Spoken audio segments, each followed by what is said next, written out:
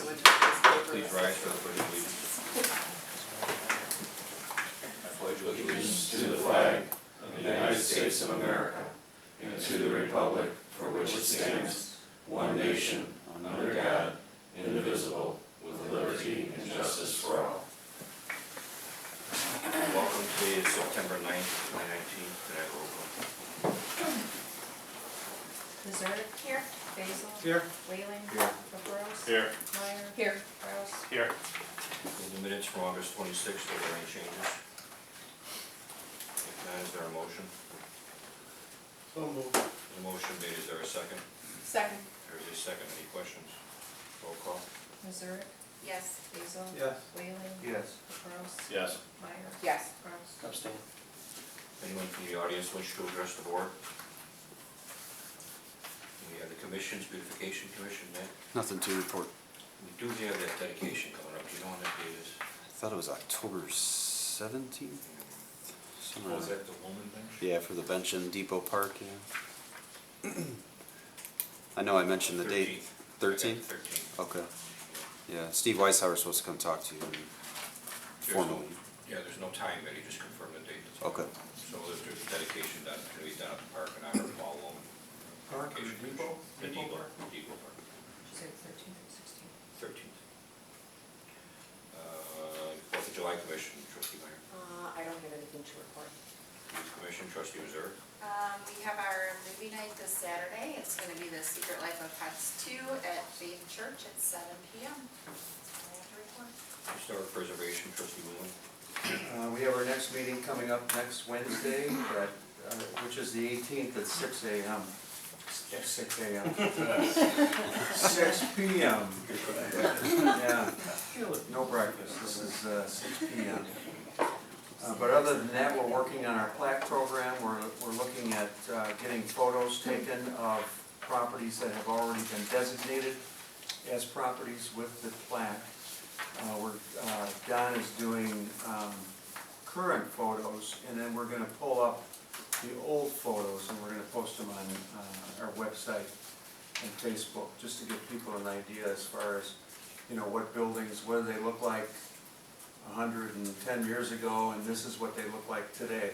So you'll see a lot of the different changes. So, but that's all I have to report. Thank you, trustee Basil. Treasurer's report, Donna? The treasurer's report for August 2019. The total in the village accounts, $2,737,154.83. Total in the commission accounts, $192,798.49. The total of both combined, $2,929,953.32. The month-end total in general, $700,391.74. Oh, you can see that our interest in August, just shy of 2%, which totaled $5,169.95. Year-to-date fiscal interest, $20,541.35. Just as a reference, the total interest for the last fiscal year was $23,739. So we're well above that moving forward. The commission non-AP payments, $729,491.24. $497,000 was pre-approved IEPA on the wastewater treatment. And that's the end of my report. All right. I'd like to make a motion approving the treasurer's report and the report of financial activity for the prior month. Motion on the floor, is there a second? Second. Is there a second, any questions? Roll call. Rouse. Yes. Meyer. Yes. LaBrose. Yes. Whaling. Yes. Basil. Yeah. Yes. Missouri. Yes. I'm in a hurry. Variance report for the preceding month are enclosed for your review. Any questions or concerns? If not, the approval for the bills for the prior month.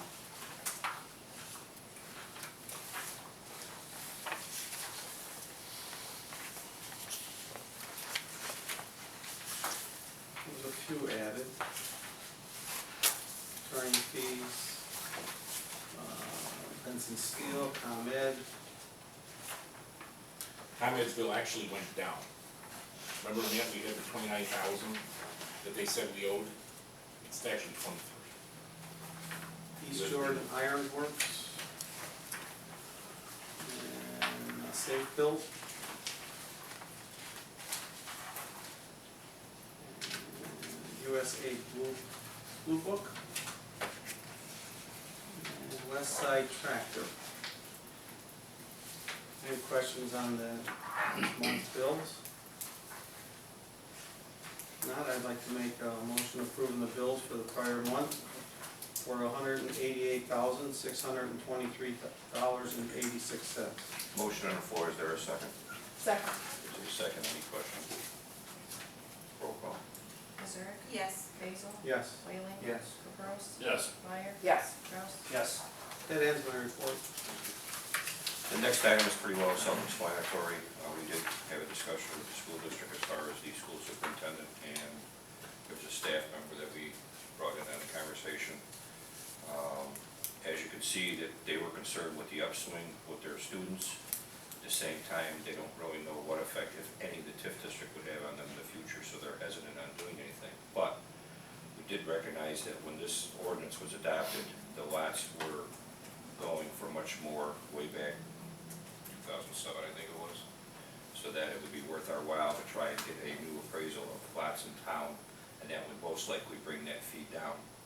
In any event, the attorney would like a closed executive session at the next meeting to discuss litigation, which does involve this particular topic. So that's where we're at with that. Hopefully, we can bring everything to a close that night. If not, for sure the following meeting.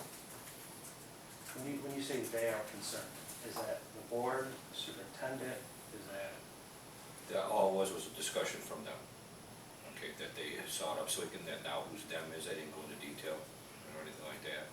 Okay, so did they not agree to like a joint board meeting or an IG meeting or something? I didn't think a joint board meeting would be of any benefit. When we talked to them, we found out what it was. If you want a joint board meeting, we'd be more than happy to go into it.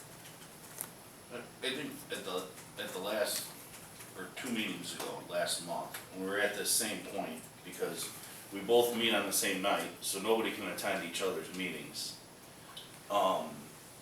I thought it was pretty clear that a lot of the trustees felt as though the message may not be necessarily being delivered accurately, and I thought it was pretty clear that we, and to quote you, you said, no, I understand, open dialogue, that we didn't want this negotiated behind closed doors between either, the administrator or mayor and the superintendent, that there was concerns as to how the superintendent would bring this to the board. We wanted a chance for the board to understand what our thoughts are on this and why. I believe the last comment that I made was, let me have some dialogue with the school first, and I did. Again, if you want to go ahead and have a meeting, combined meeting, we can have a special meeting and a special night, call it an intergo meeting, whatever you want to do, and discuss it. I just don't think it's going to go anywhere, but. No, again, that's you just know me. what, I think what I'd like, it's up to the board majority, is I'd like to have an ordinance drafted, for our next meeting, where the moratorium would be on place on that. Somewhere there's an ordinance saying that they're allowed to collect it, correct? Okay, 2 things. I'd like to get the estimate of the lot. Okay, so know what we're talking about, no matter what, that should be changed, even if you put a moratorium on, that should be changed. Secondly, the attorney has asked to address the board that night. I think you should hear what the attorney has to say first, and then go from there. We don't have anybody waiting in the wings that wants to knock down the doors and start building, We don't? not that I know. Okay. I know you talked to one, you Yeah. talked to one that said no. Just to put it out there, I am interested in an intergovernmental Okay, it's fine. Yeah. We'll read it. I mean, my whole thing is, like even reading some of this, they have 3 school rooms of capacity at this time.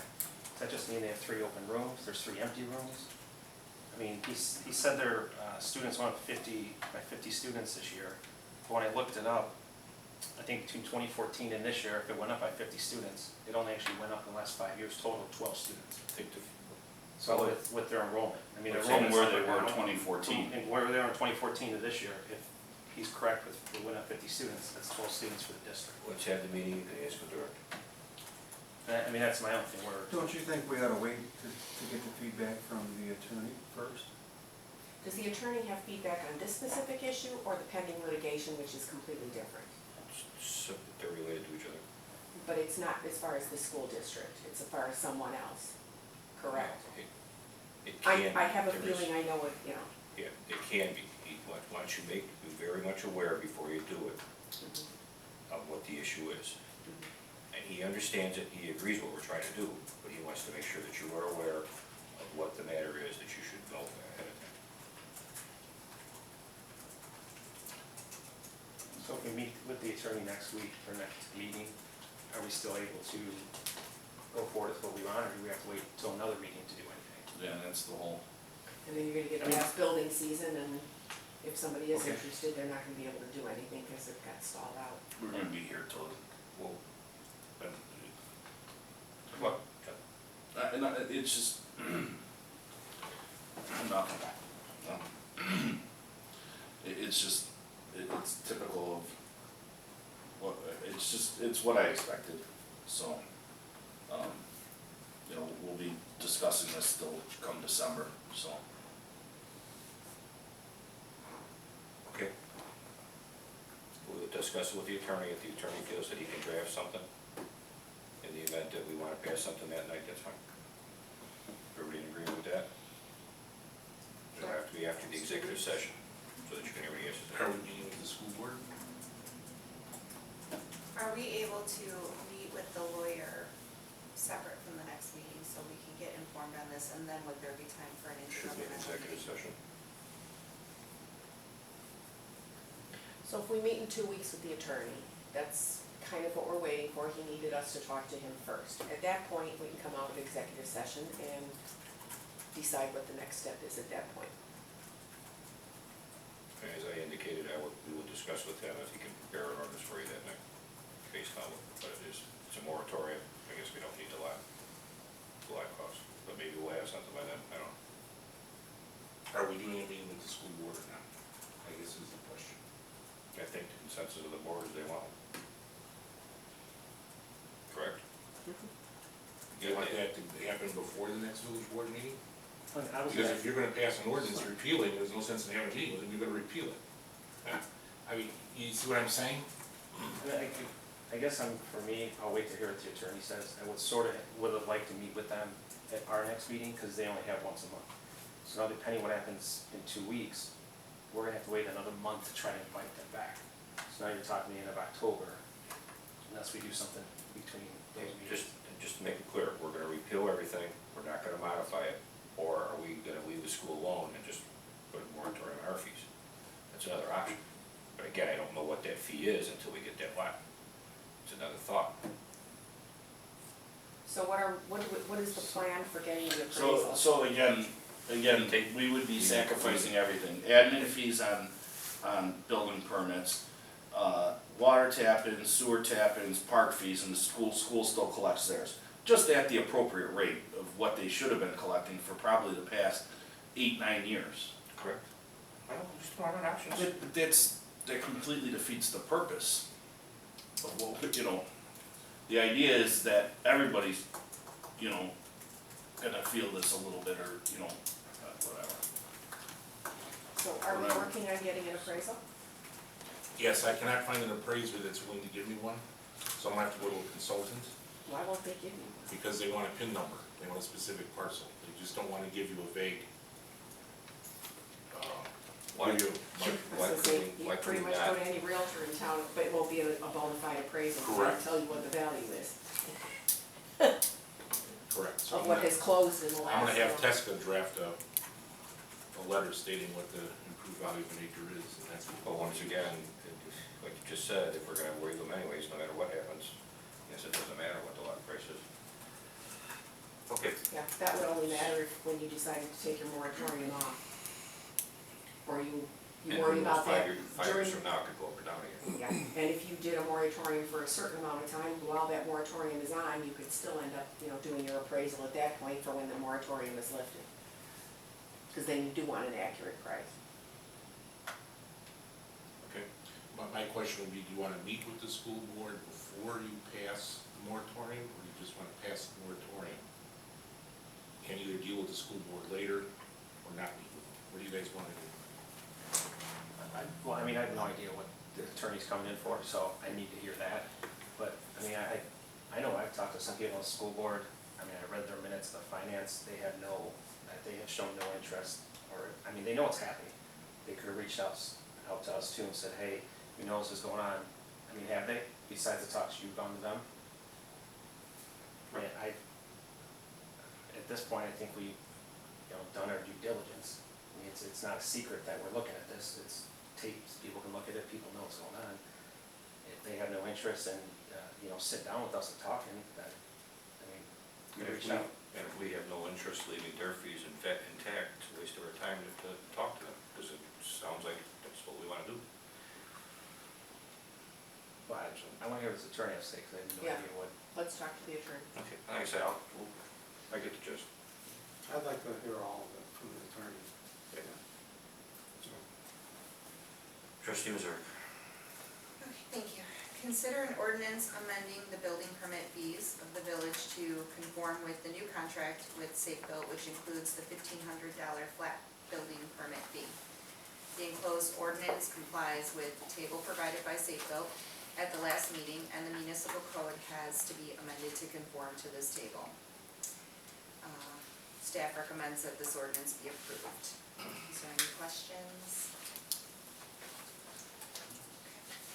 I make a motion to, ordinance number? 1313. I make a motion to approve ordinance number 1313, amending the building permit fees of the village to conform with the new contract with Safe Built, which includes the $1,500 flat building permit fee. Motion on the floor, is there a second? Second. There's a second, any questions? Roll call. Kraus? Yes. Meyer? Yes. Caprows? Yes. Whaling? Yes. Basil? Yes. Mazer? Yes. Rec cannabis update. The PZC continued its workshop until September 26th meeting. The village attorney has asked to attend the next village board meeting on September 23rd to explain the process required for permitting or prohibiting the sale of recreational cannabis in a municipality. There is still plenty of time to act since the PZC has meetings scheduled for September 26th, October 24th, and could hold a special meeting on November 21st. We are also hearing that a trailer bill could be coming in the fall veto session, which may change the rules. This is still a very fluid situation, and information as to our options is still being gathered. Just as a note, today, the Anonymous Week came out with a new brochure, just today. It's dated today, I got it at 4 o'clock, whenever I got it, you got it. So there's still a lot of questions being asked, and one of the new concerns is, they have what they call cannabis cafes, where you can actually, it's like a bar, except you smoke in the bar instead of drink, and you go in there and you buy your cannabis and you smoke on premise. That's something that we've never really discussed. We have the ability through zoning to regulate that as well. So it's still very, very fluid. I briefly just skimmed a few minutes through this when you sent the email, but did we by chance find out anything about the possible difference of the cutoff date? Anything at all? What I've been reading, it sounds like it's really not January either. It's, you want to explain it? The attorney has a reason for getting something on the books between now and January 1st. Bottom line, if somebody walks in the door with no rules, there are no rules. If there are, you have to have something in place. That's why we're trying to bring everything together, so when he comes that night, he can explain the reasoning behind it all. Okay. We'll go from there. Okay. Do we have to decide something? I'm sorry, go ahead. I was gonna say, I sent an email around if anybody's interested, and I'm sure you got it. I'm gonna set an appointment for probably Wednesday or Thursday, I'm not sure what time, at a medical facility in Mokina And I had talked to a resident here who actually had toured, on behalf of the fire department, not ours, a different one, had toured a couple of the facilities. He's been out to Colorado, and I'm eager to look at it, because he says it's not what you would think. You go in, there's a foyer, there's a steel door, you have an ID that's scanned. Now, this is on the medical side. One person goes in at a time, possibly a couple. You don't go in with a group, you don't go in there and, like a candy store and mill around. Everything is on lockdown, there's security systems. He says when he went to Colorado to look at it, even on the recreational side, same exact way. And some of those had some windows where you could see in, and there was some, it was a cafe-like atmosphere, it looked more like a Starbucks, but there's nothing that's out where anybody can touch it, everything gets brought out from the back, and again, you have to be scanned when you walk in the door, there's a guard at the door. You don't just walk in and have like, tons of people coming into, if we're gonna have a group coming in, I have to have a special appointment and permission for us to be able to come in as any kind of a group. So that's not the way it works, it's not like a candy store you go into, everything is packaged, it's labeled, it has the amount of THC in it, the amount of CBD that's in it, it's not packaged in anything where you can see through it.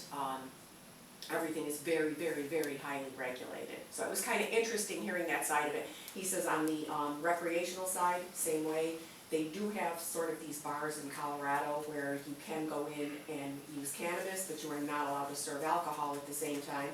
And if you go into a regular bar, you're not allowed to have cannabis. Can't walk down the street smoking, there's big fines for that. You can't use it outdoors, you can't use it off your premises, you can't drive under the influence. You can use it in your own home, you can buy it, you can, kind of like drinking, basically. There's not too much of a difference there. But anyway, just he was giving me kind of a whole different side of how it looks. So I'm gonna go take a look at the one in Mokina, just because I'm curious and I wanna see how it's set up. And I'm kind of curious if they plan to go on to the recreational side and how they're gonna change their facility and what it's gonna look like, and, I kind of wanna have some information. But if anybody's, I don't have a specific time nailed down, but if you guys have a time you'd like me to try to set up in the evening or afternoon, those are my 2 days I can do it, so. If it's evening, I'm interested. I'll email her back because she basically just says, tell me what time, how many people, and we'll set it up. I didn't send it to Plan Commission too, because I wasn't sure if we could do a large group, so I figured I'd kind of get a couple of people together once to, if you want to go. And you can go anytime you want. I mean, there's one in Homewood too. They're both in industrial areas. The one in Homewood, it's one of the Windy City group that's on 175th or 176th. Kind of by the factories, and this one in Mokina's on 190th, it's on the other side of LaGrange Road, and it's back in a little more of an industrial park. So. I know that's near Ruben's office. Is it? Okay, yeah, they're back in that area, so. Yeah, I'm curious as to how it's laid out myself with everything I've read, and just wanna see. Bob, you just come out to explain the process, we're not actually making any decisions, are we? No, you guys referred this to the PZC for zoning, and they're gonna get the same information. So, Question from the PCZ, you're having the attorney explain some of this at a meeting, should the PCC be there for that? Probably not a bad idea. Huh? It's probably not a bad idea. So we probably need to get something out to the Invite them PCC. to come, yeah, Yeah. that's fine, because that'll be discussed in public, the cannabis stuff. Yeah. I think they can watch it on TV too. Well, I can invite them. Well, we can invite them to watch on TV afterwards. and just out of curiosity, so let's say the PZC doesn't come back with an immediate no, and they come back with, we want to hear some more information, and then they're going to set up a public hearing. I'm just looking at these timelines, that there's plenty of time, September 26th, October 24th, November 21st. So if they heard something on October 24th and then went to public hearing on November 21st, then it comes back to us in December, don't we also have to have a public hearing? We No. would never, okay, That's I was gonna why say, it's- otherwise, we would never get this passed before the end That's of the one year. reason why we sent it to them for the public hearing. Gotcha. There's also time for referendum or getting anything else done between now and spring or fall. There are differences of opinion as to when we have to act. And the attorney is the one that's pushing us to act. There are others that believe we have some time, okay, to make a decision, but the attorney wants to explain why he wants us to act. Like the mayor just said, he's afraid someone's gonna apply for a license in Beecher, and since we're unregulated, there's nothing you can do about it. Did you say there was a public forum set? Pardon? Did you say there was a public forum set? No, we looked into that as well. We discussed Facebook, we discussed newsletter, we discussed advisory referendums and all that, and there is time to do all that. Is there a minimum Is there a minimum amount of time? 79 days before an election. And our thought is because this is changing so much, okay, I don't even know if we can make the November one, this is changing so much, we should wait till the spring for the advisory referendum. Next year, he's gonna explain to you that you have time to change anything you do. 2021, January 1st, no, you gotta go to referendum. So if in fact you decide to go one way, and then during the next year you gain more information through the public referendum or whatever the case may be, you will be able to change it. But he's gonna explain all that.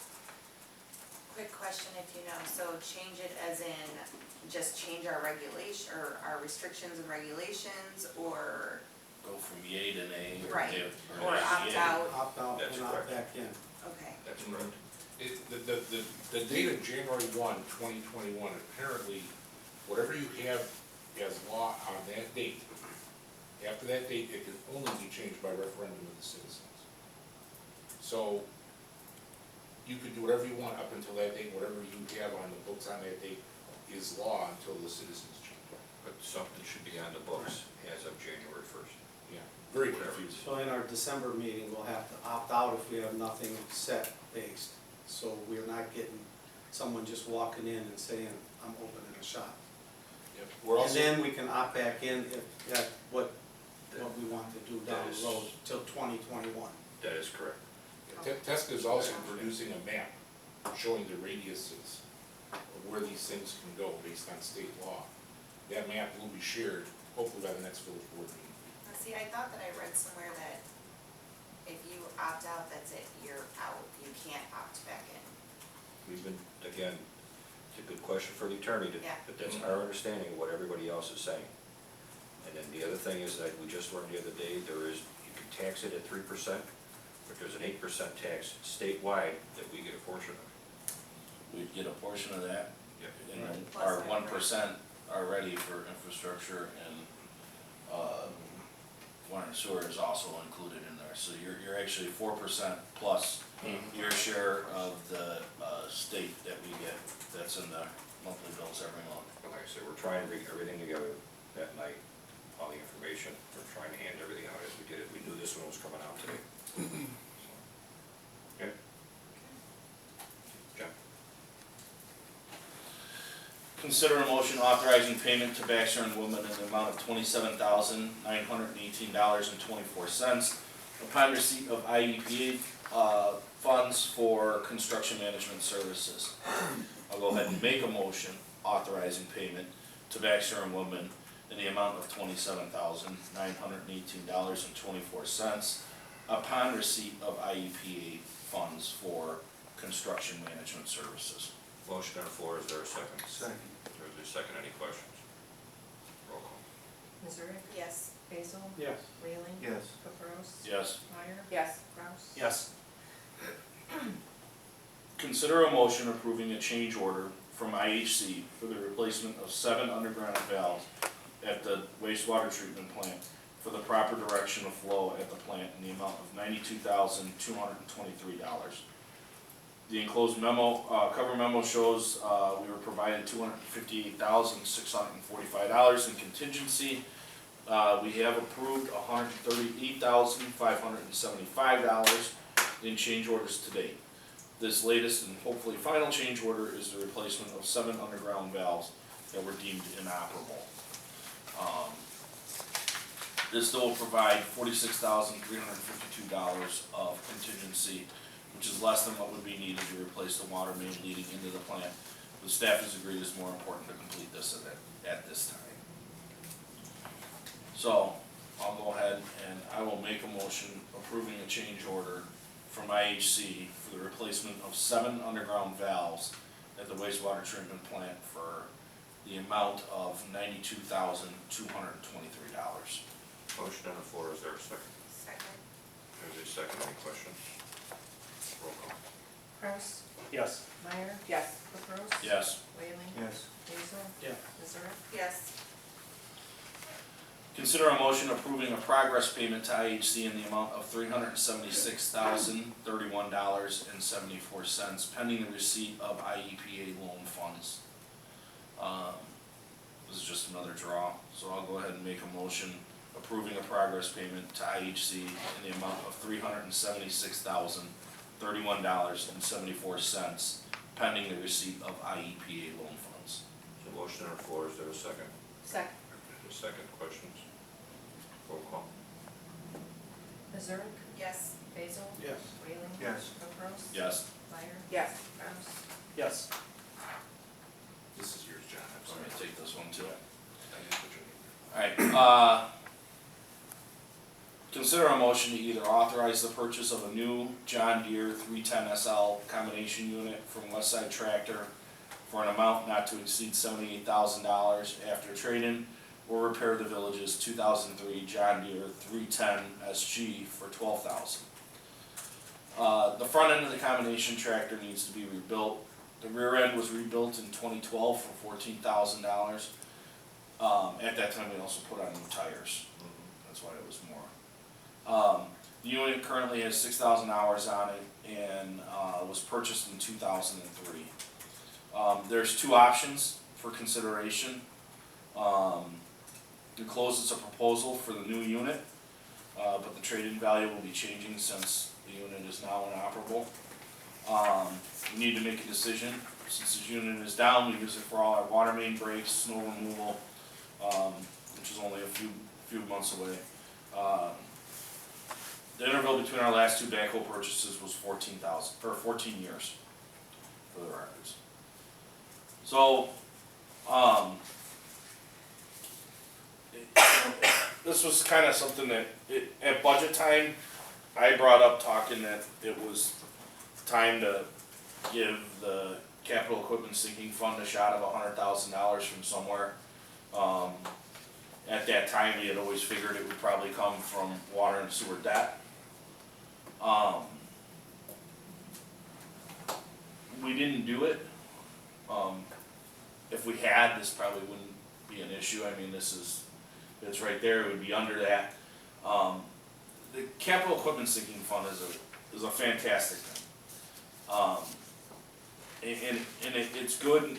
Maybe it needs to be reevaluated as the department takes on more things and we start expanding and doing more things in-house.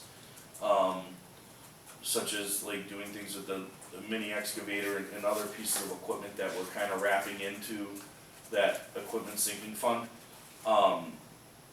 But essentially we give ourselves loans and everything comes out of there. We're never paying interest to a bank on these vehicles.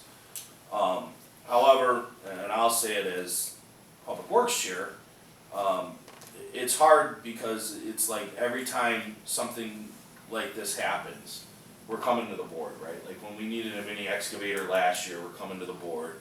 Now here we are, we're coming to the board with this. And yet we got guys driving around trucks that got no seats in them. But yet our police department's got money budgeted every year for brand new squads.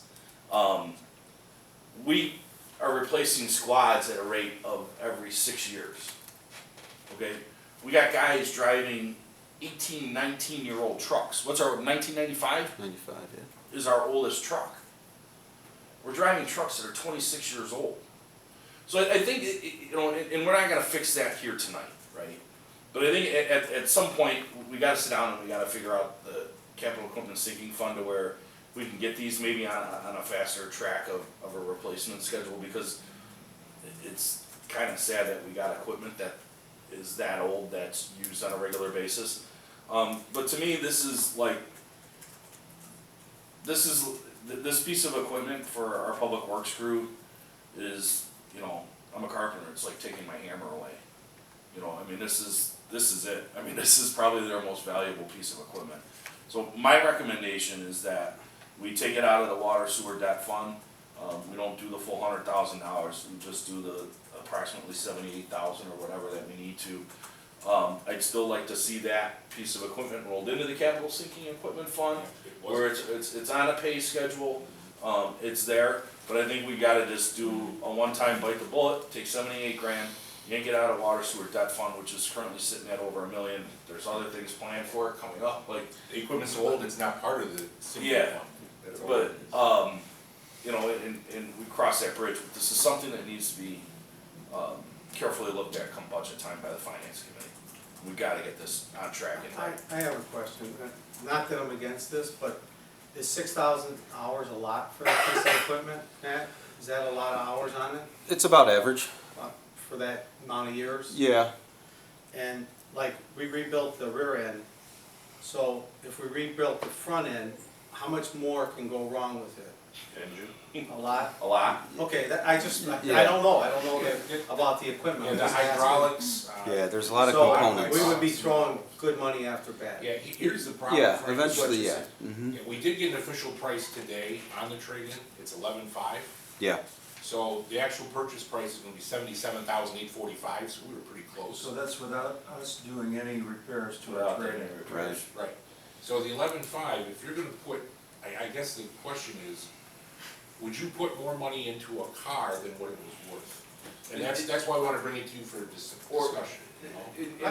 Like I said, I wasn't against it, I just wanted to ask those couple of questions. Yeah. Here's the thing, in 2012, there was, when we did that and replaced the tires and did the rear end on it,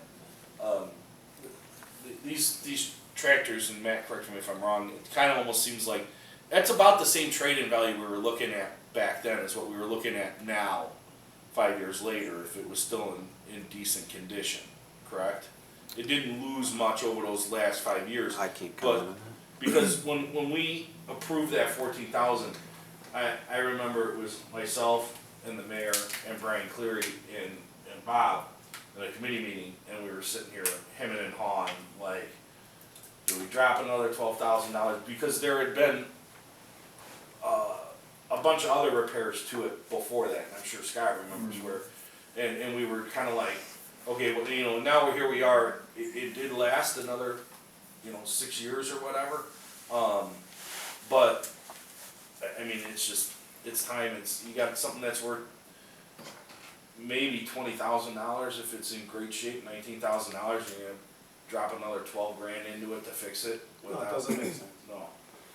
So that's why I wanted to bring it to you. Now, the Public Works Department was willing to live with either decision the board made, to fix it. But from a cost-effective point of view, you guys have to decide from policy, you really wanna stick 12 grand into something that's only worth less than 5.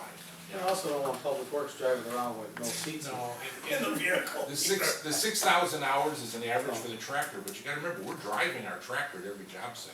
Most contractors trailer their equipment and trailer the tractor to the job site. We drive it to the job site. Just another side of it, a little perspective on what you or I to go out and buy this piece of equipment would cost $161,449. The village through the NGPA Sourcewell bidding process, we get a 47% discount that comes in under just $76,000. It's impressive of how much they can actually do work with those numbers for a municipality, to drop 12 grand in every five or 6 years, at some point, when do you, decide that enough is enough and start over, so. What's the warranty on this tractor? 3 years. 3 years? Yeah, bumper to bumper. Do you think we should get a maintenance service agreement on it, so they, Yeah, I'll have to see. There is a JD Link that came out with a new service contract that I'd have to talk to Wayne Massad about. or they come out once a year see. and go over everything? Yeah, we do that now currently with our Mini and our backhoe, so we're still doing that, and it's definitely been a good program. So. Now, is this unit out the door, or are they gonna charge us another $1,000 for the delivery? No, that's all included in That's here. included, okay. Yep, yep. Is there a motion?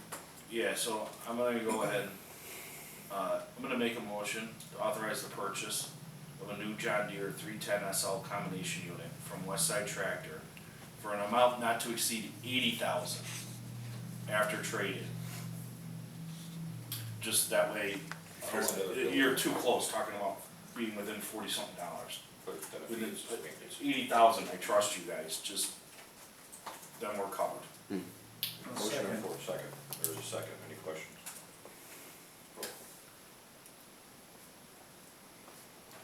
Kraus, Yes. Meyer, Yes. Caprows. Yes.